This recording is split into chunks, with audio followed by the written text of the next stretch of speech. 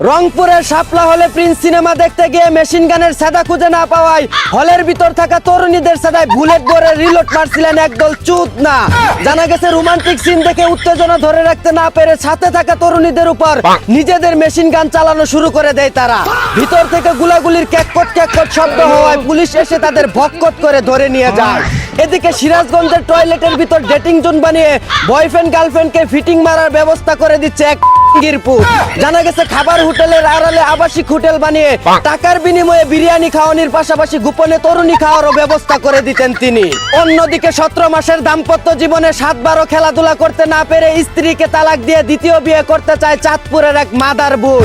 জানা গেছে প্রথম স্ত্রীর বাংলা ইঞ্জিনের চেসিস দুর্বল হওয়ায় ঠিক মতো স্টার্ট নিত না, তাই চায়না থেকে 42 গুড়া চাংসাই ইঞ্জিন এনে টুকাই টুকাই স্টার্ট মারতে চান তিনি।